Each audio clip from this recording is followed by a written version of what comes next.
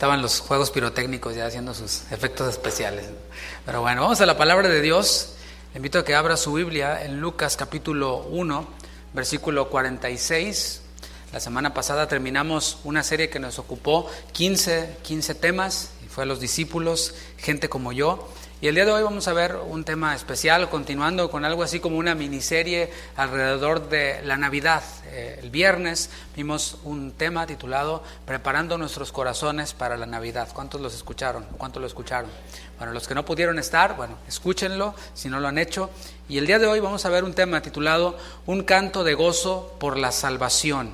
Un canto de gozo por la salvación. Y leemos Lucas 1:46. Si ya lo tiene, diga, ya lo tengo. Por cierto, bienvenidos todos los que nos visitan. Veo varios corazoncitos. Bienvenidos todos los corazoncitos para los que nos ven. Se los damos a quienes nos visitan por primera o segunda ocasión. Y nos da mucho gusto verlos, recibirlos. Esperamos que no sea la última vez, sino que puedan continuar visitándonos, si el Señor los permite. Ahora sí vamos a leer Lucas 1:46.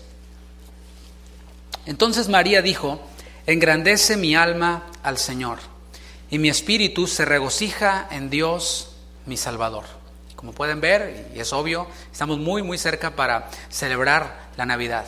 Y no hay mejor manera para celebrar la Navidad que alabando al Señor, que adorando al Señor. Ese tiempo que teníamos hace un momento era un tiempo que anhelaba nuestra alma, no sé usted, lo anhelaba mi alma, no por la parte musical, eso es solamente un aditamento, sino por lo que nosotros le expresamos al Señor, cómo nosotros le cantamos, cómo nosotros cantamos la palabra, le alabamos, y mientras que nosotros engrandecemos al Señor, también nuestro espíritu es edificado, nuestro espíritu es fortalecido. El Señor no necesita nuestras alabanzas, ¿sí sabe eso?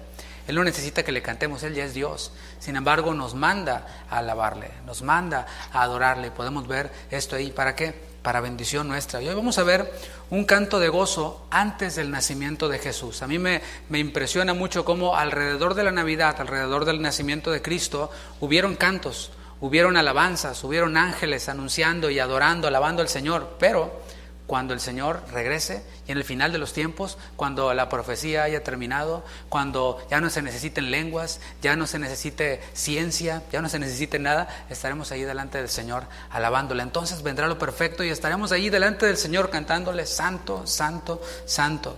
¿Qué es alabanza? Alabanza es a lo que nosotros le llamamos normalmente este tiempo que tuvimos ahora, ¿no? Y no está mal, es el tiempo en el que todos juntos alabamos al Señor. Pero en sí el concepto de alabanza es algo simple: hablar bien de alguien o hablar bien de algo. Cuando tú vas a un establecimiento, a un restaurante, a un negocio, ahora se utiliza, ¿no?, de dejar unas estrellitas ahí, ¿no?, en internet, un comentario. La comida es buena, el servicio es bueno, llegó rápido, los precios son buenos, el lugar está limpio, y ya empiezas tú a dar tus alabanzas o a hablar bien de ese lugar. Hay casos en los que no puedes hablar bien o tienes que decir lo que está mal, pero alabanza es eso, es exaltar las virtudes, las cualidades de algo o de alguien. Y allí hablé un ejemplo de un lugar, de un restaurante, de un negocio, pero puede ser de una persona. Puedes hablar bien, tú, esposo, de tu esposa y decir sus cualidades y decir: ella es muy bonita, ella cocina delicioso, ella es una mujer sabia, es una mujer virtuosa, una mujer prudente, etcétera. Y viceversa, la mujer puede hablar bien de su varón, un varón fuerte, un varón valiente, espiritual, etcétera, y exaltar esas virtudes. Eso es alabar. Cuanto más valioso es para nosotros lo que estamos alabando, le ponemos más intensidad. ¿Se entiende? Cuanto más nosotros valoramos algo, a la hora de alabarlo o hablar bien de esa cosa o persona, le ponemos como más intensidad. Y una muestra muy clara para nosotros, una muestra evidente para nosotros, es el tema de los deportes. Vemos cómo cuando hay un partido, sea de básquetbol, de fútbol soccer o de fútbol americano, pues los hinchas, como le llaman mis amigos argentinos, los que son fanáticos de ese partido o de ese equipo, cuando van al partido se visten del equipo y empiezan a gritar y se emocionan, y aunque pierdan como quiera se emocionan, ¿no? Y está la emoción allí a flor de piel. ¿Por qué? Porque consideran valioso ese equipo, consideran valioso ese juego. En el diccionario bíblico, alabanza, la palabra alabanza del hebreo halal significa celebrar. De hecho, halal, ¿has escuchado esa palabra? De ahí se deriva otra palabra conocida para nosotros que se dice igual en todos los idiomas, y es aleluya. Halal, aleluya, de ahí es de donde viene y se deriva esta palabra alabanza, y como dije, significa celebrar. Cuando yo digo la palabra celebrar, ¿qué viene a tu mente? Celebrar. Viene una fiesta, ¿no? Viene gozo, viene alegría. Últimamente no sé qué ha pasado, pero no sé si es por los teléfonos o las redes sociales, pero las fiestas se hacen bien aburridas, ¿no? Todos están así en sus teléfonos, está todo callado así, y luego viene la hora de la foto, del recuerdo, ¿no? Y todos así bien festivos, y luego otra vez todo así, ¿no? Bueno, pero las fiestas antes de la tecnología eran divertidas, había gozo, había alegría. Alabanza, halal, también significa glorificar. Primero es celebrar, también significa glorificar. Glorificar es darle valor a algo, es engrandecer las virtudes de aquello que se está alabando. Eso es glorificar dentro de esta definición de la palabra halal, alabanza. También es alardear, y esa palabra es bien interesante, o sea, alabanza es igual a alardear. Es estar tan satisfecho con algo que no lo quieres esconder. Lo tienes que mostrar, tienes que presumirlo, por decirlo así, ¿no? Y por supuesto que dentro del carácter cristiano no hay tal cosa como el presumir, no es algo bueno, no es una buena idea. Pero cuando se trata de Dios, la misma palabra alabanza nos da esta licencia de poder alardear de Dios. Es decir, mira nada más el Dios que yo tengo. Es un Dios sin igual, no hay otro Dios como el Dios que yo tengo, es un Dios poderoso. Eso es lo que nos comunica esta idea de alardear, alabanza, es hablar de sus virtudes y decir, no hay otro como mi Dios. Y la palabra dice, el que se gloría, si alguien va a presumir de algo, gloríese en el Señor, presuma del Señor. Ahí es de lo único que se nos da permiso en la palabra de alardear. Así que la alabanza, por definición, involucra las palabras. Porque ¿cómo has de glorificar algo si no utilizas tus palabras? O sea, es un medio de comunicación, pero también involucra las emociones. Y quiero hacer una pequeña pausa, un pequeño paréntesis aquí. Yo sé que la mayoría de nosotros venimos de iglesias de corte pentecostal / carismático. ¿Qué quiere decir esto? Iglesias que creemos en los dones del Espíritu, que creemos que Dios sigue obrando el día de hoy, que Dios sigue siendo el mismo, y eso que mencioné hace un momento, de que la profecía, las lenguas cesarán, dice la palabra, cuando venga lo perfecto. ¿Y la ciencia? La ciencia pues continúa. Entonces, ¿por qué la ciencia va a continuar y la profecía y las lenguas no? Etcétera. Y eso es solo un pequeño paréntesis en cuanto a iglesias carismáticas, pentecostales. Y sabe, para un sector de la cristiandad, nosotros, aunque no tengamos la etiqueta pentecostal allá afuera, que no diga iglesia pentecostal, carismática, casa de oración, lo somos, porque creemos en la continuidad de los dones espirituales, nada más por eso. Pero no quiero centrarme en el punto doctrinal, porque eso podría ser tema de discusión, controversia, es algo secundario finalmente. Estamos hablando de la alabanza, pero decía que al venir nosotros de este tipo de iglesias, las cuales hay que aceptarlo, hay que reconocerlo, han caído en un exceso, han caído en un descontrol, han caído en un desorden, y no siempre. Han habido temporadas en las cuales se descontrola más el asunto y en nombre de darle libertad al Espíritu se han hecho un montón de cosas que no tienen sentido. Está bien, pero eso no quiere decir que hemos de anularlo todo. Es como decir, hubo un choque allá afuera y decir, ya no voy a manejar mi auto porque no vaya a haber un choque, porque hay muchos choques, ¿verdad? Que no tiene ningún sentido. Entonces, ¿qué es lo que hay que hacer? Es ir a la palabra con honestidad, con sinceridad, sin prejuicios que oí de tal predicador, del otro predicador, ir yo a la palabra y ver qué es lo que la palabra me enseña. Y estoy diciendo entonces que alabanza involucra las palabras y también involucra las emociones, y no hay absolutamente nada de malo con utilizar nuestras emociones, las cuales el Señor depositó allí para alabarle a Él. Si lo hacemos con otras cosas, ¿por qué no hemos de hacerlo con el Señor? El Señor, como dicen algunos, ¿no? ¿Por qué tan fuerte la alabanza si el Señor no está sordo? Pues sí, pero tampoco está enfermo de los nervios, ¿no? Y yo veo al final que se oía multitud de voces, como un estruendo de muchas aguas, o sea, no era pianito la alabanza.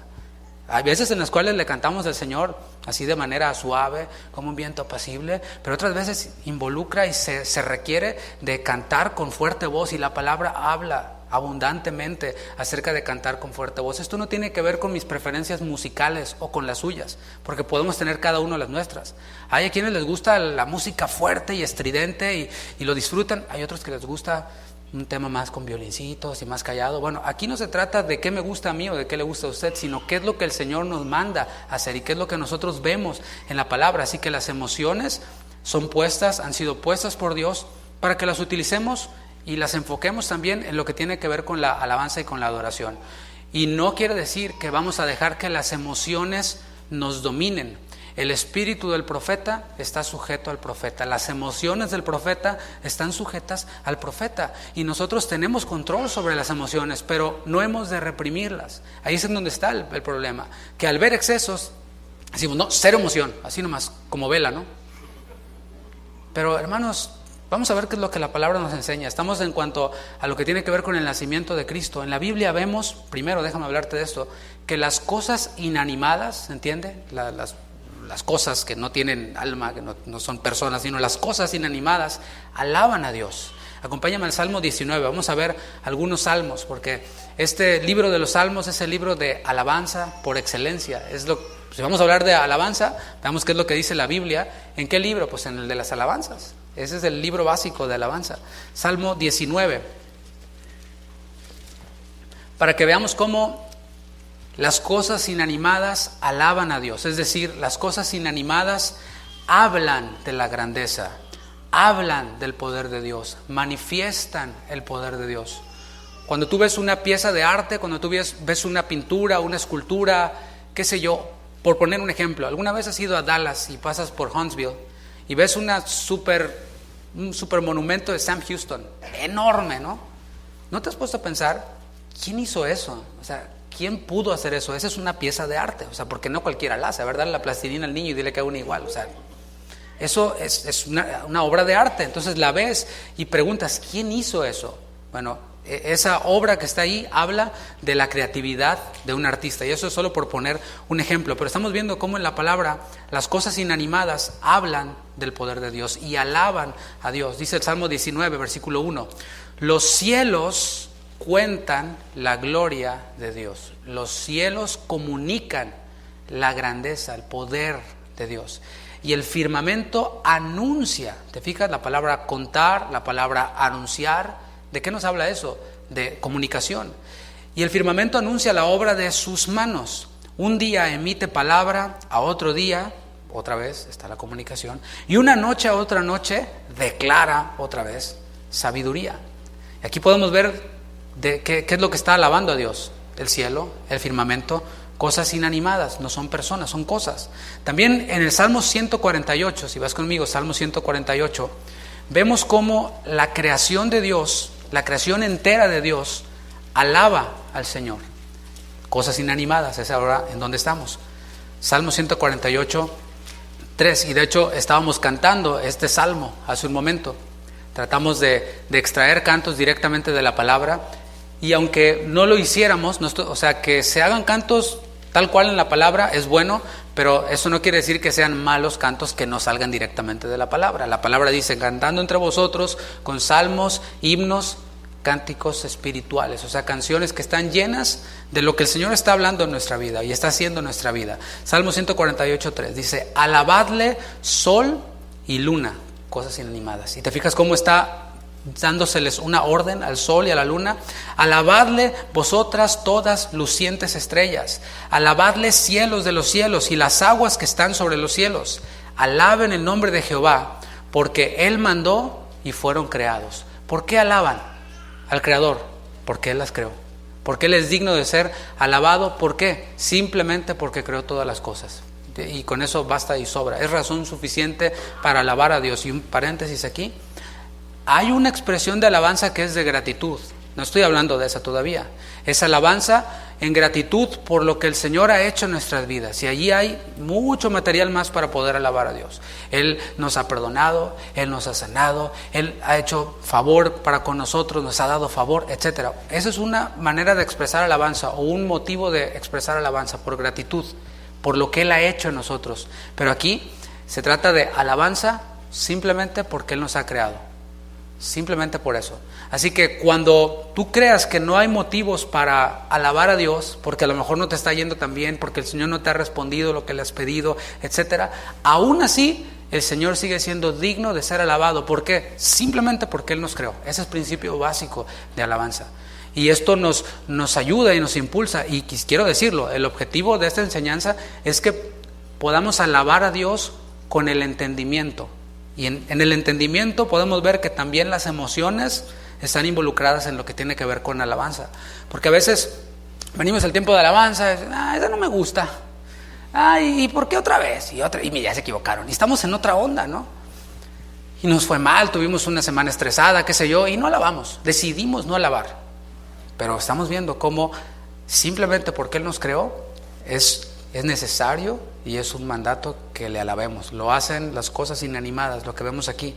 También el Señor es creador de la tierra, de todo lo que hay en la tierra. Y por eso Él es digno de ser alabado por esa parte de su creación. Dice el Salmo 148, versículo 7. Lo estoy dividiendo de manera distinta de cómo está en el orden. Empezamos por el 3 y 4, ahora veamos el 7 y el 10 y ahorita vamos a ver los que nos faltan.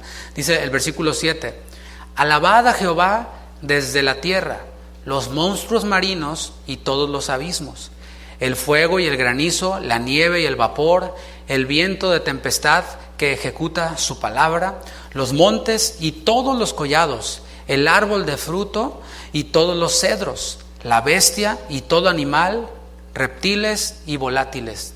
Ahí tiene que ver, ahora sí ya, seres vivientes, o sea, animales, monstruos marinos, etcétera. También a ellos se les manda que alaben a Dios. Y por el simple hecho de existir, su grandeza, su majestuosidad de los animales, hablan de la obra de Dios. Una vez estábamos en una lanchita que rentamos por allá en Puerto Vallarta y nos llevaba el lanchero y nos tocó ver una ballena así bien cerquita de nosotros saltando. Era inevitable emocionarse al ver eso, ver ese monstruo enorme frente a nosotros saltando y salía nada más la cola enorme. Es impresionante y esos animales hablan de la grandeza de Dios. ¿Quién creó esos animales? ¿No se hicieron solos? El Señor los creó y el simple hecho de que existan nos hablan, nos comunican que Dios es digno de alabanza, que Dios es grande.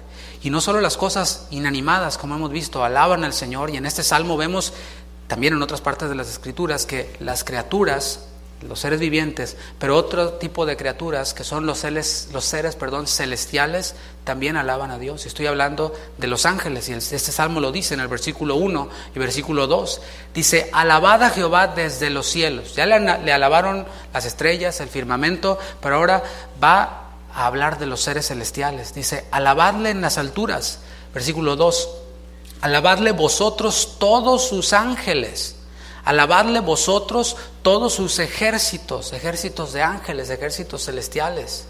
Y es impresionante, no voy a hablar de este tema de angelología, es un tema muy extenso, pero un principio básico es que el Señor no proveyó salvación para los ángeles que pecaron. Hubo una parte de los ángeles que se rebelaron junto con Satanás, pero el Señor no les ofreció salvación a ellos. En cambio, el Señor ofrece salvación a nosotros, a la raza humana. Y es lo que dice la palabra en 2 de Pedro 2:4, que el Señor no les ofreció salvación a esos ángeles que pecaron. Y sí para nosotros, sí para la raza humana. Y ese es motivo para que los ángeles que quedan, los cuales no se rebelaron, le alaben. Y también para que los hombres, toda criatura, le alabe. Es lo que dice el Salmo 148, ahora el versículo 11 y versículo 12. Dice, los reyes de la tierra y todos los pueblos, los príncipes y todos los jueces de la tierra, te fijas, de todas las clases sociales, los jóvenes y también las doncellas, los ancianos y los niños, todos alaben al Señor. En primera instancia, porque son creación de Dios, porque son criaturas de Dios. Y hoy vamos a meditar en la alabanza que expresó María, la Virgen María, mientras que cargaba en su vientre al autor, al consumador de nuestra fe, a Jesucristo. Y quizás para algunos de nosotros hablar de María, a lo mejor ya hasta se acomodó en la silla, hablar de María puede parecer un poco extraño, pero ya hablamos 14 enseñanzas de Pedro, de Juan, de Jacobo, hasta de Judas hablamos, ¿no? De Matías, de Pablo. ¿Por qué no hablar de este personaje llamado María, la cual ocupa una parte muy importante dentro de lo que tiene que ver con nosotros los creyentes, no con nuestra salvación, porque ella no colabora ni es corredentora, sino que fue un instrumento que Dios usó para que el Señor naciera? Y esto confirma el que haya en nosotros ese como rechazo a la Virgen María o un tipo de sorpresa de por qué está hablando de María. Confirma un efecto que se llama el efecto péndulo. Nos vamos primero hacia un lado, un poquito lo que hablaba al principio, y luego nos vamos hasta el otro lado. Antes, cuando estábamos en la religión tradicional, estábamos en el otro lado del péndulo, nos postrábamos a María, le prendíamos veladoras a María y le pedíamos que intercediera por nosotros. Y si tú analizas los rezos, Madre de los cielos, dices, órale. Yo leo en la Biblia que la alabanza de la creación y de las criaturas celestiales y de todos es para Dios, no para ningún hombre, no para ningún otro ser, sino para Dios. Toda la alabanza es para Dios, pero estábamos allá, la alabábamos, le pedíamos, intercede por nosotros y ruega por nosotros, y quién sabe que cuando nosotros podemos ir directamente al Padre, sin necesidad de un mediador. Hay un solo mediador entre Dios y los hombres, y es Jesucristo, hombre. Entonces estábamos de aquel lado del péndulo, nos convertimos, venimos a Cristo y nos vamos hasta el otro lado del péndulo. Ahora hay que ignorar a María, ahora ya no hay que hablar absolutamente nada. Predicamos más de Sansón, a veces algunas iglesias predican hasta más de Satanás que de María, ¿sí o no? Es cierto. Sin embargo, María tiene mucho que enseñarnos, y lo vemos en la Escritura. Lo primero que yo veo en María, que ella puede enseñarnos, o la palabra a través de María, es que el Señor contempla a los jóvenes dentro de su plan. ¿Qué tan joven puede ser una persona para unirse al plan de Dios? No hay límites. María se cree que tenía entre 15 y 16 años cuando aparece en la escena. María era virgen, ella no había conocido varón, y cuando dice la palabra conocer varón, tiene que ver con la parte íntima. Ella no había intimado nunca con un varón, era una joven que estaba así desposada con un varón justo, un varón piadoso llamado José, pero todavía no convivían juntos, todavía no vivían juntos, estaban algo así como comprometidos. Ella era descendiente del rey David y se había criado en una ciudad de Galilea, la cual pues, no tenía muy buena reputación, una ciudad llamada Nazaret. Allí fue donde ella radicaba, aunque había nacido en Belén. Recordemos que, hablando de la reputación de esta ciudad llamada Nazaret, o este pueblo llamado Nazaret, en Juan 1:46 Natanael dijo: ¿de Nazaret puede salir algo bueno? ¿De ese rancho polvoriento puede salir algo bueno? Nah, algo así fue lo que dijo, ¿no? Sin embargo, María radicaba allí en Nazaret, y podemos ver cómo para el Señor no hay límites tampoco. Y a veces como que, ay, no, es que yo soy de un pueblo ahí, y el Señor no me puede usar, ¿no? El Señor no se fija en esas cosas. El Señor no ve tampoco, es que soy muy joven, es que soy niño, no puedo. El Señor no se fija en esas cosas. El Señor utiliza vasos dispuestos. No importa si eres joven, no importa si eres de un rancho polvoriento, de donde seas. Esta joven estaba comprometida, como dije, para casarse con este varón justo llamado José. Y el compromiso de José era un acuerdo legal que duraba alrededor de un año. Esto es lo que duraba más o menos. Se conocía como Kiddushin en hebreo. El propósito de este Kiddushin, de este compromiso, era que ambos mostraran fidelidad, tanto uno como el otro, en este tiempo en el cual todavía no se casaban. Durante este año se probaban su fidelidad, se demostraban su fidelidad.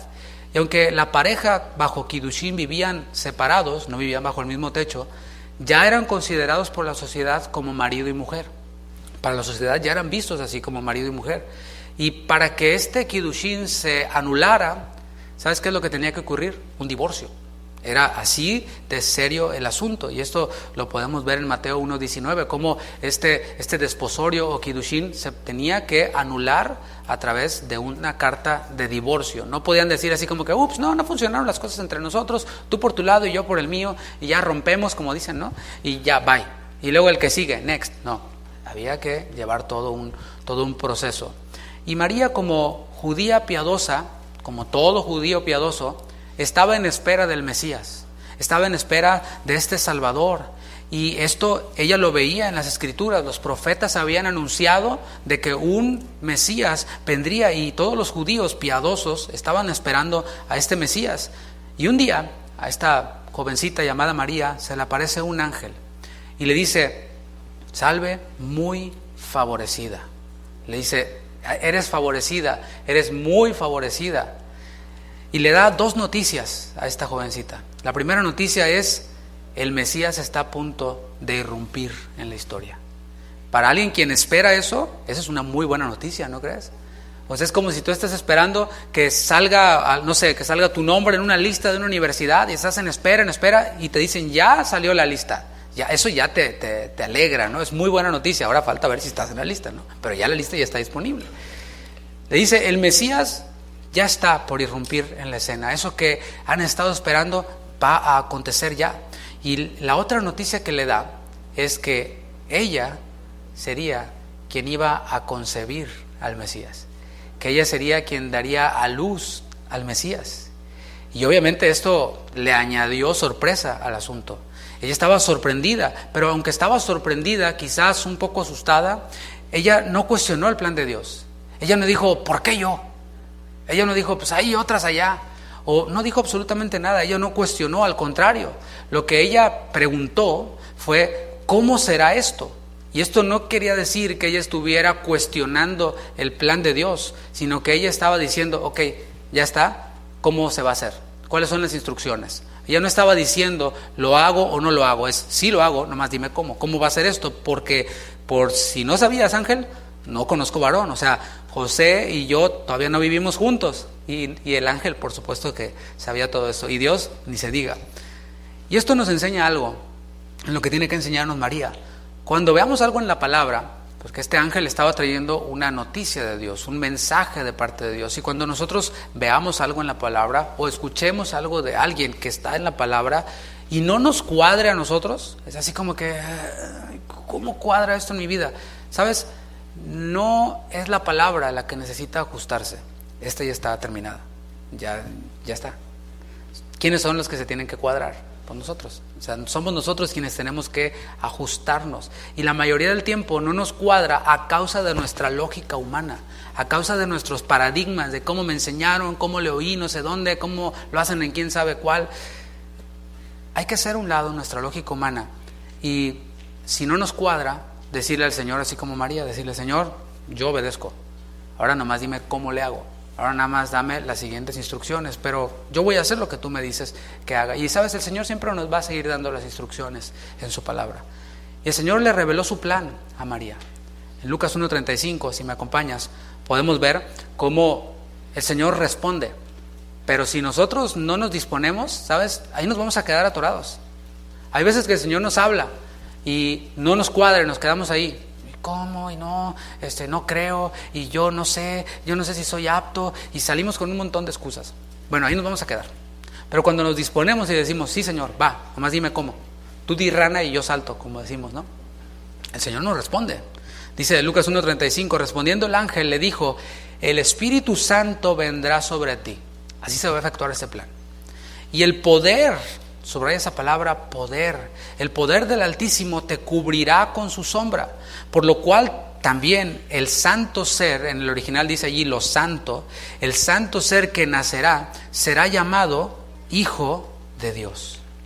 Esto, mis hermanos, es material para hablar bastante, para desarrollar bastante, es doctrina esencial. Jesús fue concebido sin participación de hombre, es decir, nosotros sabemos que es el varón quien deposita la semilla en la mujer para que se conciba una criatura, ¿no? Un bebé. Pero María no tuvo participación con José ni con varón alguno para concebir a Jesús, sino fue el Espíritu Santo, fue la simiente santa de Dios la que fue depositada en María. Y esto, por eso te dije que subrayaras la palabra poder, porque el nacimiento de Cristo está rodeado de cosas milagrosas. La resurrección de Cristo, milagroso. O sea, todo lo que Dios hace es milagroso, su creación es milagrosa, su segunda venida será milagrosa. Todo esto es de fe, no se entiende por medio de la razón y de filosofía y de cosas. Es lo que dice la palabra.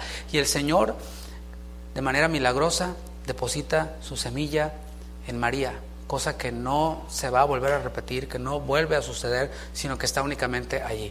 Y que es una realidad, no es un mito, no es una historia. No es, qué bonito el niño, la estrella, los regalos, el Melchor, Gaspar y va a saltar, o cómo se llama, no sé, ¿no? Eso es la Navidad. No, la Navidad nos enseña y nos recuerda este principio, que nuestro Dios envió a su Hijo, nacido de mujer, nacido de esta manera milagrosa y poderosa. La serpiente, por un lado, en Génesis, vemos cómo engañó a una mujer. Esa astuta serpiente engañó a una mujer. Pero aquí estamos viendo la revancha, ¿no? Ahí le dijo el Señor, de tu simiente saldrá el Salvador, de tu simiente vas a patear a esa mugrosa serpiente que te engañó. Y aquí estamos viendo la revancha. ¿Por qué? Porque Dios usa a una mujer, ¿para qué? Para dar a luz al que venció a la muerte, al que venció al pecado, al que le trae vida eterna al hombre. Y aquí podemos ver a una mujer que falló, a una mujer que escuchó la voz que no debía oír, pero aquí vemos a esta mujer dispuesta, la reivindicación de la mujer, dispuesta a escuchar el plan de Dios y a llevar a cabo el plan de Dios. ¿Cómo era este plan de Dios? Como podemos ver, ya de entrada no era convencional, era muy poco convencional. ¿Y qué quiere decir esto? ¿Qué implica esto? Porque hasta aquí dices, qué bonita María, qué linda, qué obediente, qué linda niña, besitos. Pero ¿sabes? Este plan de Dios le traía implicaciones a María en su vida práctica.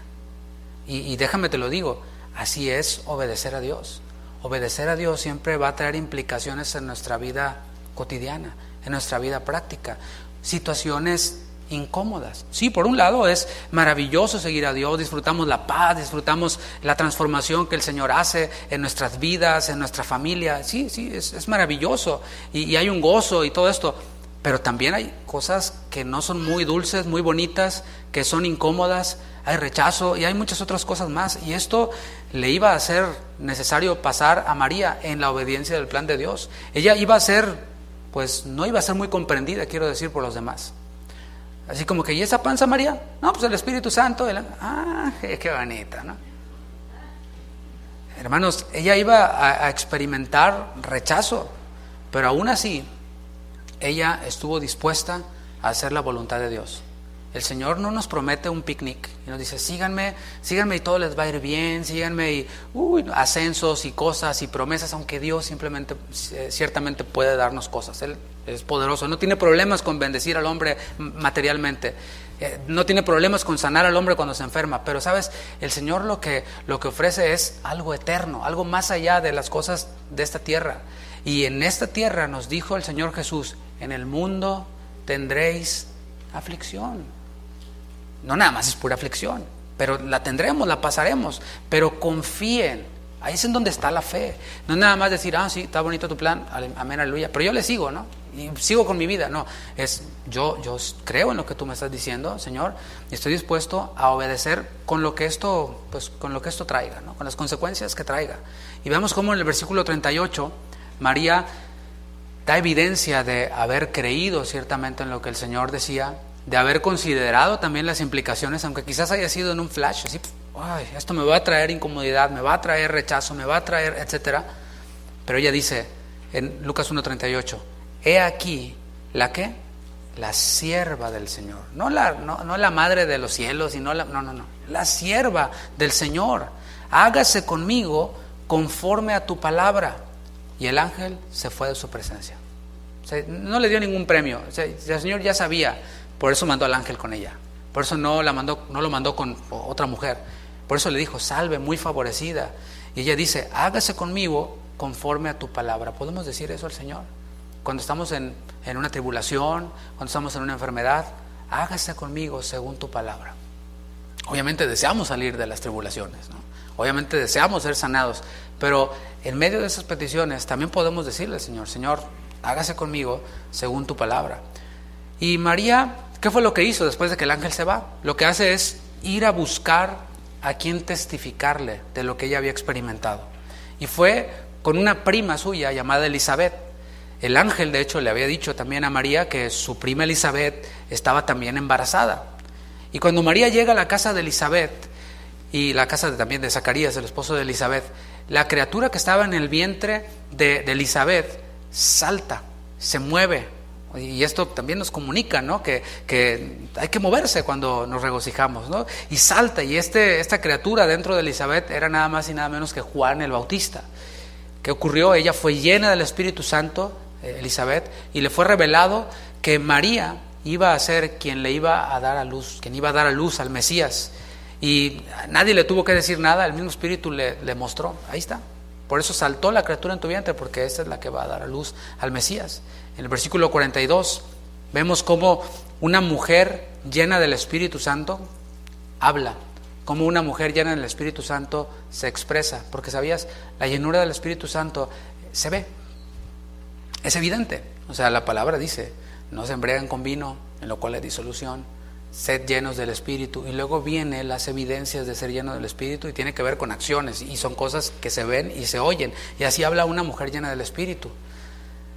Bendita tú eres entre las mujeres, y bendito el fruto de tu vientre. Y dice que exclamó a gran voz. Esto no se lo dijo, bendita eres entre las mujeres. No, dice que a gran voz lo dijo. ¿Por qué se me concede esto a mí? Que la madre de mi Señor venga a mí. Porque tan pronto como llegó la voz de tu salutación, o sea, no había timbre, ¿no? Iba llegando ella y se iba anunciando, tan pronto se oyó tu voz a mis oídos, y la criatura saltó de alegría en mi vientre. Y bienaventurada la que creyó. O sea, esa palabra bienaventuranza nos habla de plenitud, de felicidad, de gozo. Dice, qué alegre has de estar porque creíste. Qué bendita eres por haber creído en ese anuncio que te dieron, por no haberte resistido, por no haber puesto condiciones, términos y condiciones como a veces lo hacemos. Sí, Señor, yo te obedezco, pero necesito que me des esto y esto y esto y esto. Y el Señor, a ver, no, ¿quién da más? No, el Señor no está negociando.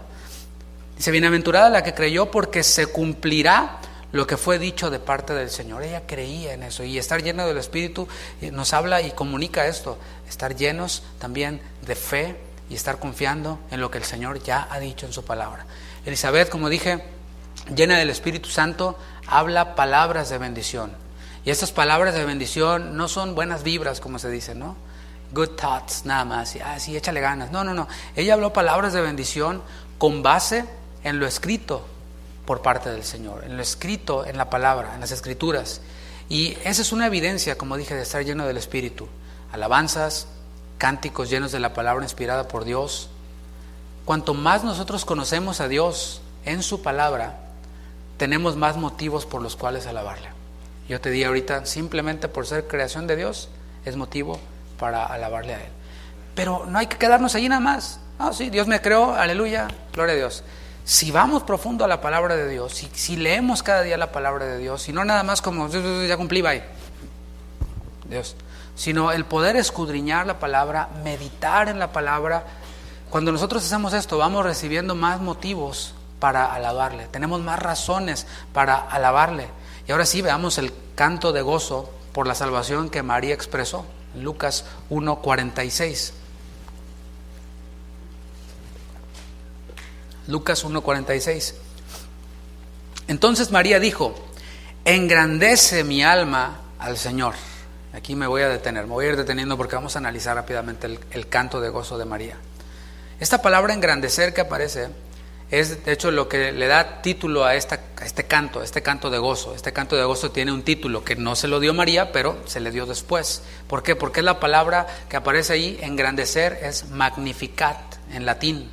Y de hecho la frase completa de este texto en latín es magnificat anima mea dominum. Y engrandecer se tradujo también del griego megaluno, es hacer grande algo. Cuando decimos hay un megatráfico, esta es una mega casa, estamos diciendo que es enorme, o sea, más allá de está grande, está enorme, está mega, ¿no? Es engrandecer algo. De hecho, en Hechos 5:13 se utiliza esta misma palabra, esta palabra megaluno, pero ¿sabes cómo la traduce la Reina Valera 60? Alabar, así directo, alabar. Y luego, como hemos visto, alabar es una acción corporal también. Involucra las palabras, pero también es corporal. Involucra también el alma. Esta palabra, porque dice engrandece mi alma, es la palabra griega psuke, es el asiento de la personalidad, es el asiento también de las emociones, las cuales están en el hombre. Entonces dice, mi alma, mis emociones alaban, o sea, estoy emocionada y alabo al Señor. La boca y las emociones alaban al Señor, al que ella voluntariamente había rendido su vida, había rendido lo que viniera. Desde el principio, ella comienza a hacer referencia a otras escrituras. No hay tiempo para irnos deteniendo en cada porción de las escrituras que ella cita en este Magnificat, en este canto.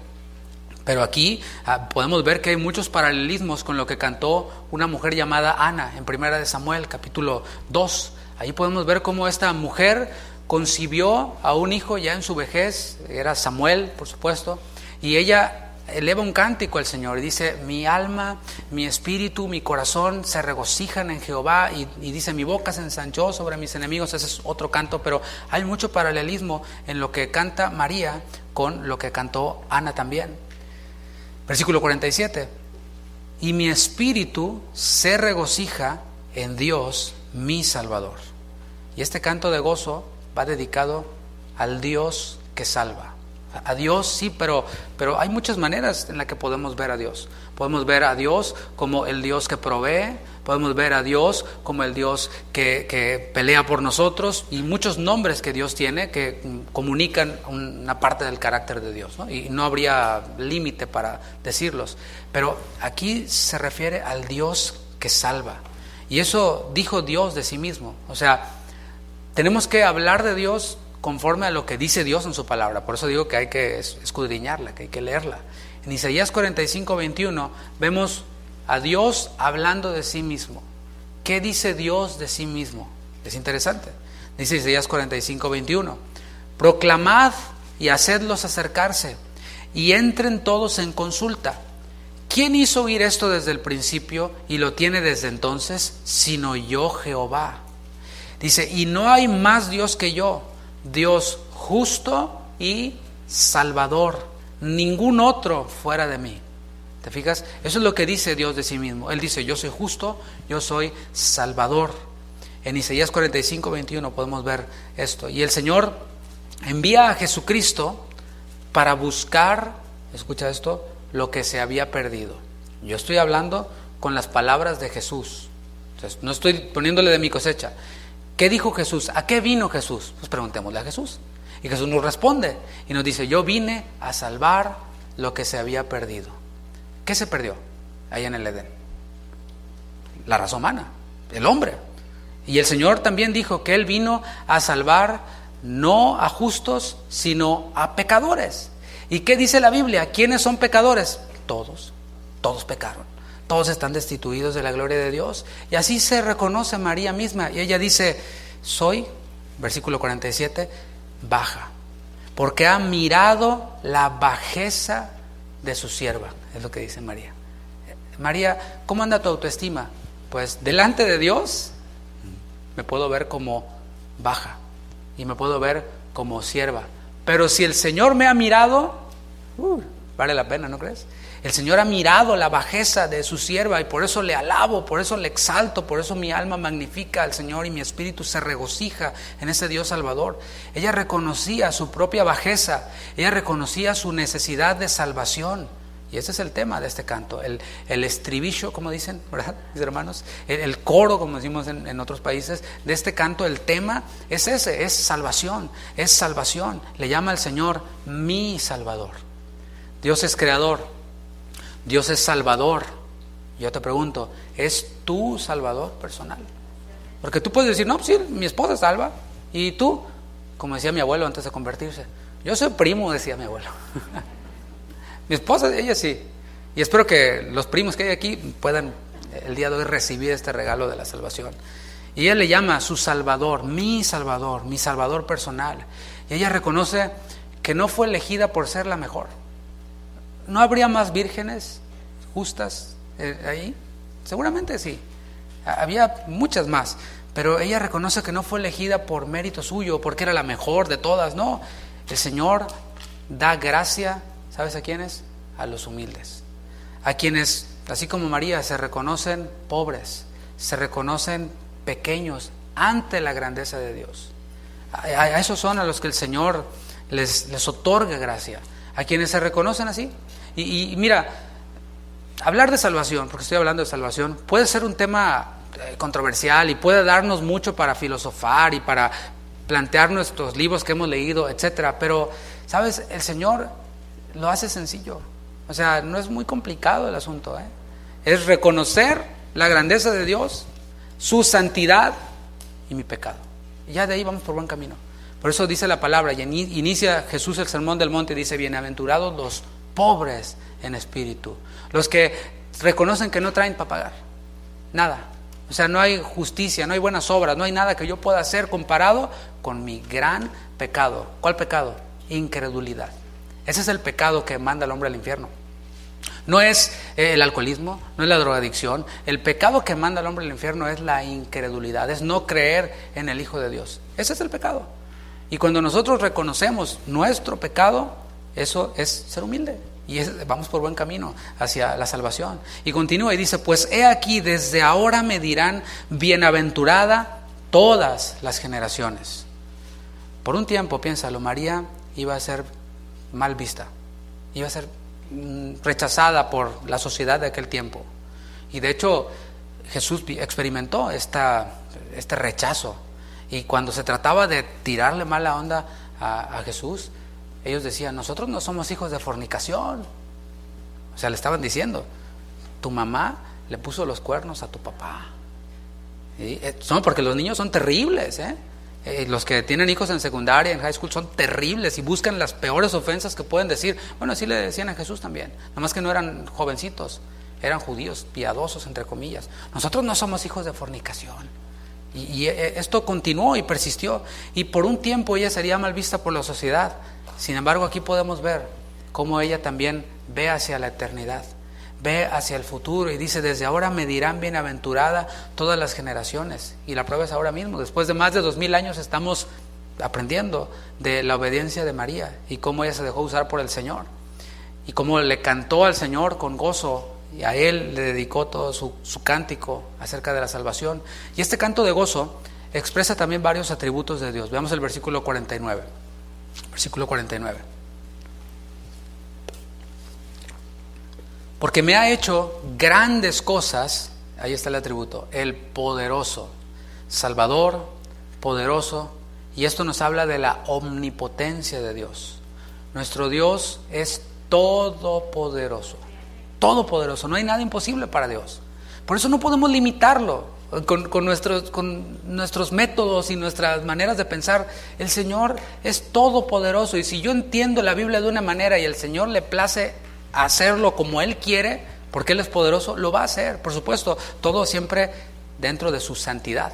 El Señor no violenta ninguno de sus atributos. Él es santo, pero es poderoso, y ese es el atributo que continúa y dice santo. Santo es su nombre. Nuestro Dios es santo. Eso quiere decir que está apartado del mal, que Él no tiene que ver absolutamente nada con la maldad. Y Él nos dice, sed santos porque yo soy santo. O sea, así como yo soy santo, así sean santos ustedes. Y Él no tiene absolutamente nada que ver con el pecado. Versículo 50. Y su misericordia, y está otro atributo de Dios. Fíjate todo lo que hay en este canto de gozo.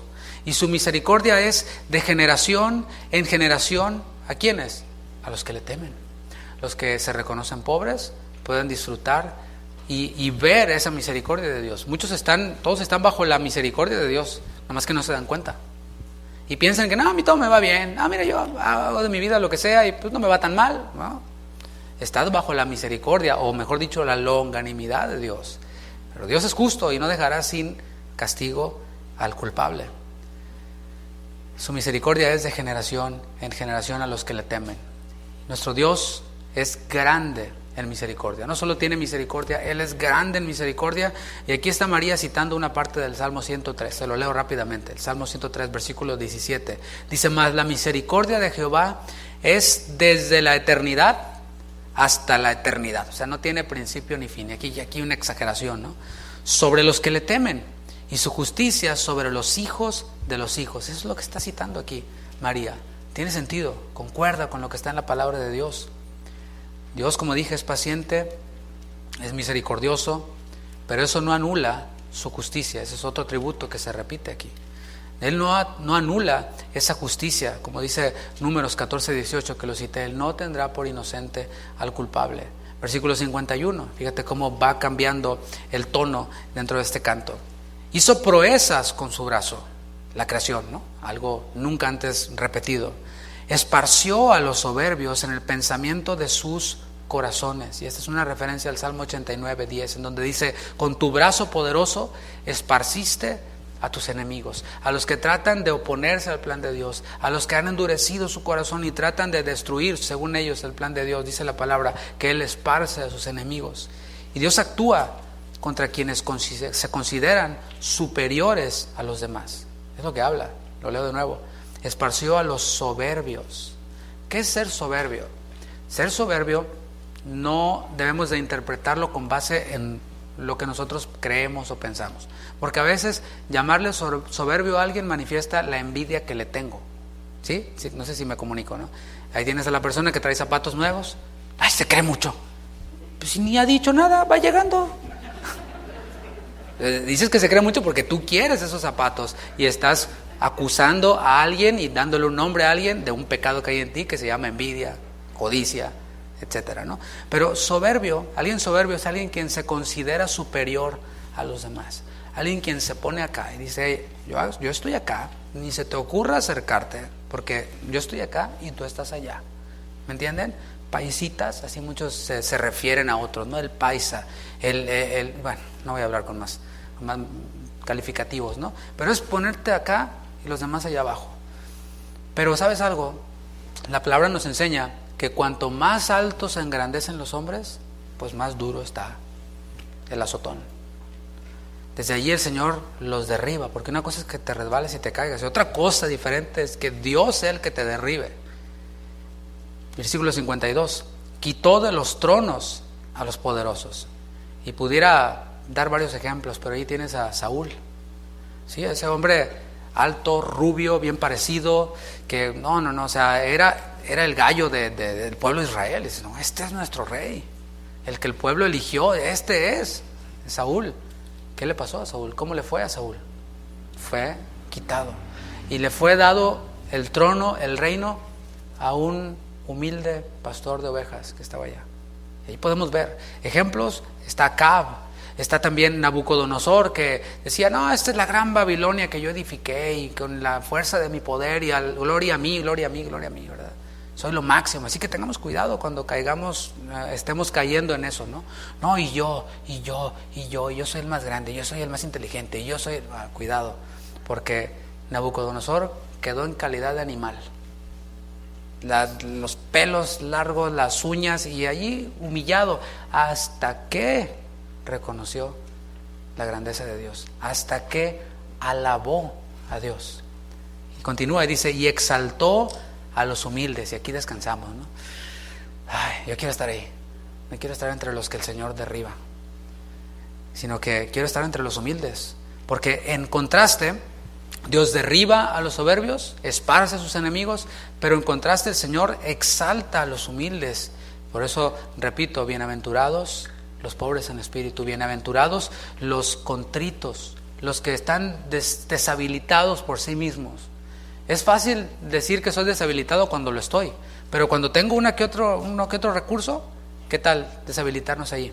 Bueno, la palabra dice, bienaventurados los que se autodeshabilitan y dicen, no, yo tengo esto, pero ahí tienes a Pablo, veíamos la semana pasada. ¿Tenía con qué? Sí, tenía con qué, pero él se hizo pequeño, así como Jesús, y dijo, todo eso lo tengo por basura. ¿Estamos dispuestos a hacer eso? Eso es humildad. El despojarnos de mis paradigmas y mis pensamientos y hacerlo a un lado y decir, ok, vamos a empezar de nuevo. Vamos a abrir la palabra y a ver qué dice, y te asomas y dices, uy, choca con mis paradigmas, pero le sigues. Bueno, eso es humildad. Versículo 53, a los hambrientos, subraya eso, colmó de bienes, y a los ricos envió vacíos. Y te dije que subrayaras eso porque, como decía, en un sector del cristianismo se ha sobreenfatizado en este principio que está aquí. A los hambrientos colmó de bienes. ¿Cómo lo interpretamos? O sea, alguien que tiene hambre, que se está muriendo de hambre, o para no exagerarle mucho, desmayándose de hambre, y le traen un plato de comida, ¿no? Esto no, pues ya sació su hambre. Pero de lo que nos habla esto es de una alacena llena y de una tarjeta de esas de estampillas, como le llaman, ¿no? Lista para todo el año, para que comas todo el año. Y en abundancia. ¿Carne? Sí, carne también. ¿Pollo? Sí, también pollo. Puerco, lo que quieras. Si no, le voy a dar hambre ahorita, ¿verdad? Porque ya se acerca la hora. Pero aunque está este evangelio de la prosperidad, no debemos de pensar e irnos en el péndulo a el evangelio de la pobreza. Dios quiere que sea pobre. Dios quiere que traiga los zapatos rotos, Dios quiere esto. No, mis hermanos, el Señor no vino a partir herencias o repartir herencias, fue lo que dijo el Señor Jesús. Él vino con este propósito de buscar y salvar lo que se había perdido. Y dentro de este sermón del monte el Señor dijo, miren las aves, no se preocupan, no se estresan, ¿verdad que no? Ni tarjeta de crédito, nada. Miren los lirios. ¿Cuándo has visto un lirio en Macy's? O sea, en dealers, ¿no?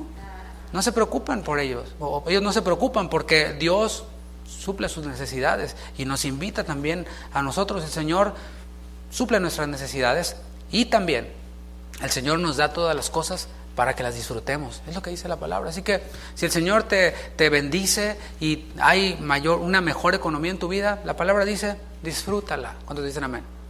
Pero también dice, comparte. ¿Cuántos dicen amén? Qué bueno que estuvo igual el amén, ¿verdad? Por otro lado, vemos cómo a los opresores, a los deshonestos, tarde o temprano terminan en la ruina. O sea, el humilde es colmado de bienes, el hambriento es colmado de bienes, pero por otro lado vemos a los deshonestos, a los opresores, pues en la ruina, terminando ahí en la ruina. Lo único que les queda es, me acuerdo cuando yo era esto, me acuerdo cuando íbamos a comer a no sé dónde, y me acuerdo es lo único que les queda, ¿no? El recuerdo, pero quedan en la ruina. Y un gran ejemplo de fidelidad de Dios, de la fidelidad de Dios, es el pueblo de Israel. ¿Quieres meditar en la fidelidad de Dios? Ve al pueblo de Israel. Y es lo que dice el versículo 54. Socorrió a Israel su siervo, acordándose de la misericordia. Israel es descrito en la Escritura como un pueblo de dura cerviz. O sea, esta es la cerviz. Así. O sea, no la inclina, porque adoración nos habla de inclinar la cerviz, ¿no? De estar contrito, deshabilitado, decir, Señor, yo soy el que aguarda, el que espera en tus misericordias. Pero dura cerviz, arrogancia es esto. A mí no me tiran. Y el orgullo es lo que me mantiene de pie. Eso es la dura cerviz. Y el pueblo de Israel fue así, y así es descrito en la Escritura, como un pueblo de dura cerviz. Pero Dios fue paciente con ese pueblo. Fue paciente para con ellos. Y una y otra vez vemos como cuando Moisés veía al pueblo y Dios iba con Moisés y le decía, mira tu pueblo. No, tu pueblo, Señor, no. ¿Cómo ves si los destruimos, Moy? Y empezamos de cero. Restart button. ¿Y qué dijo Moisés? No, él intercedió. Señor, acuérdate de tu misericordia. Y obviamente Dios estaba probando allí a Moisés para que nosotros nos veamos en ese ejemplo de cómo Dios no desecha a las personas. Mientras que haya vida, hay esperanza. Y Dios no ha acabado con Israel todavía. Él tiene todavía un plan para con Israel. ¿Cuántos dicen amén? Así que oremos por la nación de Israel. Y ahora está desplegando el socorro para Israel de proveerles un Salvador. Leamos en el Evangelio según Mateo, capítulo 1, versículo 21. Esta es la escena cuando el ángel se le aparece ahora a José. Porque se le aparece el ángel a María y le revela el plan. Ella dice, he aquí la esclava del Señor, va con Elizabeth. Pero ¿qué onda con José? Pues José, mientras que todo esto pasaba y sabía que María estaba embarazada, estaba planeando dejarla secretamente. Decía, no, ¿sabes qué? No voy a proceder legalmente, mejor nomás me desaparezco. Y mientras que esto acontecía, se le aparece un ángel a José y veamos lo que le dice, y quiero resaltar ese punto ahí. Dice, y dará a luz un hijo y llamará su nombre Jesús, diga Jesús, porque él salvará a su pueblo de sus pecados. De eso voy a hablar, de este versículo vamos a hablar el viernes 24 de diciembre a las 6, se junta con su familia, alabamos a Dios, vemos esta transmisión y luego ya tamales, pozole, lo que venga, ¿no? Llamará su nombre Jesús porque él salvará a su pueblo de sus pecados. Pueblo aquí se refiere al pueblo de Israel primeramente, porque el plan de Dios se llevó a cabo en orden. Primero vino las ovejas perdidas de la casa de Israel. Vimos que todos pecaron, pero el Señor primero vino a los pecadores del pueblo de Israel. Y después ya extendió su plan para con samaritanos, con gentiles, etcétera, ¿no? El Señor manifestó su misericordia allí, ¿sabes cómo? No dándoles lo que se merecían. Esa es misericordia. Misericordia es no darle a alguien el castigo que se merece, el mal que se merece. Cuando te ofende a alguien y se merece una respuesta y tú te callas tranquilo, le estás dando misericordia. Cuando tu hijo o tu hija se portan mal, después de haberle advertido, y es inminente pues lo que sea, ¿no? La vara, cualquier método de tortura que usted tenga de preferencia, y se viene, entonces tú les enseñas a tu hijo: mira, hijo, ¿en qué quedamos? Ya es hora, ¿no?, de que se te venga tu sabiduría, se te otorgue sabiduría. No, sí, papá, sí es cierto, me toca, va. Y ya va al cuarto de la sabiduría. Pero le dices: espérame, hijo, ven, vamos a aplicar la misericordia. Eso es lo que hace Dios con nosotros, es no dar el castigo. Pero ahora, no te la vas a pasar así todo el tiempo. Hay puntos en los que la misericordia se pasa por alto y se aplica la justicia. Y los papás dicen: amén. No, tranquilo, hermano, tranquilo. El Señor no les dio lo que merecían a su pueblo. Los amó tanto que dio a su Hijo. Amó de tal manera al mundo, ese versículo que leíamos, incluido a su pueblo, primeramente, que dio a su Hijo. Lucas 1:55. Continuamos con este canto de gozo por la salvación. De la cual, misericordia, habló a nuestros padres para con Abraham y su descendencia para siempre. Y así es como concluye este canto. Un canto de gozo, recordando las promesas de Dios. Hay palabras que cuando las oímos inmediatamente nos conectan con algo, ¿no? Cuando los hebreos oían, los judíos oían acerca de Abraham, inmediatamente se conectaban con la promesa que Dios le hizo a Abraham. Con esta promesa que recibió Abraham, ¿cuál? Y haré de ti una nación grande y te bendeciré. Esa es una promesa de Dios. Y serán benditas en ti todas las familias de la tierra. Esto es lo que venía a la mente de los judíos, viene a la mente de los judíos, y esta promesa tiene que ver con salvación, promesas hechas a Isaac, promesas hechas a Jacob. Esa promesa hecha a Abraham fue que de su descendencia vendría el Salvador. Y esto es en lo que termina este canto de María. Y quizás tú estés pensando: pues qué bonito cantito de María, hasta sería padre, pastor, ¿por qué no le ponen letra y componen una canción? ¿Sí? Pero el punto es: ¿a dónde nos quiere llevar el Señor? A donde el Señor quiere llevarnos por medio de este cántico y de una breve introducción de la vida de María, es a que nos identifiquemos con ella. Si tú ya has creído en Cristo, te has arrepentido de tus pecados, has confiado en que su sangre es suficiente para perdonar tus pecados, para eliminar tus pecados, entonces tú puedes decir lo que dijo María: es mi Salvador. Salvador de María, pero también tu Salvador. Podemos cantar junto con ella: siendo pecador, Él murió por ti y te salvó por gracia. Y eres bienaventurado, como le fue dicho a ella, y como lo dice Efesios 1:3, un texto que a menudo el Señor me recuerda y trae a mi memoria, y que es bueno que lo subrayes cuando te sientas de pronto triste, y si eres hijo de Dios, por supuesto, y te sientes de pronto deprimido, qué sé yo, o viene un pensamiento de depresión. Efesios 1:3 dice: bendito sea el Dios y Padre de nuestro Señor Jesucristo, y alabanza, que nos bendijo. ¿Te fijas? Ya está hecho. Nos bendijo. ¿Cómo? Con toda bendición espiritual en los lugares celestiales en Cristo. Eso creo que es suficiente para que podamos nosotros reconocer y hacer a un lado cualquier tipo de depresión o de tristeza o de ansiedad. Y por un lado vemos cómo, si tú has creído en Cristo, Él es tu Señor, Él es mi Señor, es mi Salvador, quiero decir, pero por otro lado está que Él es nuestro Señor. Y el pensar en que el Dios creador del cielo y de la tierra, de todas las cosas, lo que leímos en un principio, es quien nos guía, ¿no te hace sentir seguro? O sea, tú pones el GPS que te lleva a un lugar y tú vas seguro porque sabes que te lleva a ese lugar. Y ya sabes, pusiste la dirección y vas siguiendo y no vas cuestionando: ¿será por aquí? ¿No será por aquí? No, sabes que te va a llevar a tu destino. ¿Cómo no hemos de confiar en el Señor, quien creó todas las cosas y que nos va dirigiendo? Y que a lo mejor te dice: gira a la derecha, y ves como que, pero giras a la derecha en fe, obedeces al Señor y nos da eso seguridad de que Él nos va a llevar a puerto seguro. Y este mismo Dios nos invita a participar de su santidad, es lo que dice Hebreos 12:10. Nos extiende sus misericordias cada día, y muchas veces su voluntad implica para nosotros riesgos terrenales, riesgos temporales, pero Él no nos va a dejar. Él no nos va a abandonar. Él puede usarnos para su proyecto y no importa si somos jóvenes. O sea, hablar de juventud nos habla de no tener experiencia. Y a veces confiamos más en la experiencia que en lo que Dios puede hacer a través de nosotros. Mira, si el Señor te manda a hacer algo y lo ves en su palabra, Él no te dice, mira, cuando tengas tal experiencia, no, Él te dice, vas.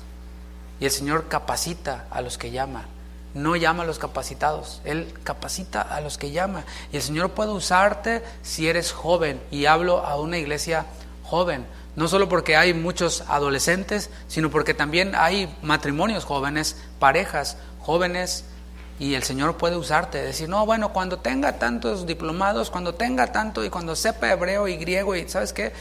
Puedes empezar a predicar el evangelio.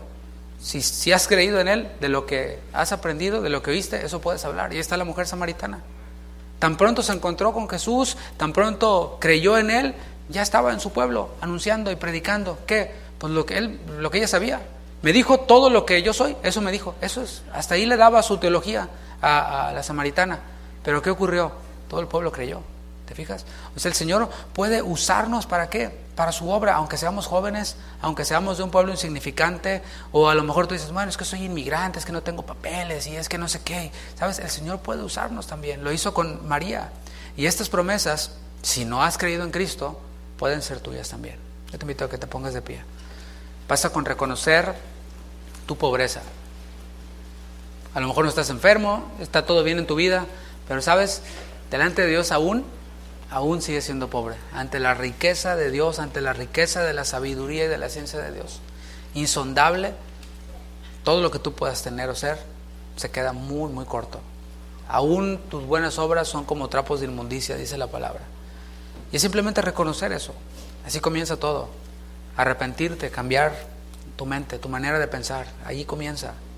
Y confiar, descansar en lo que Cristo hizo ya para tu perdón. Y como dice Romanos 10, si confesares con tu boca que Jesús es el Señor y creyeres en tu corazón que Dios le levantó de los muertos, serás salvo. Y eso es lo que tenemos para decir el día de hoy.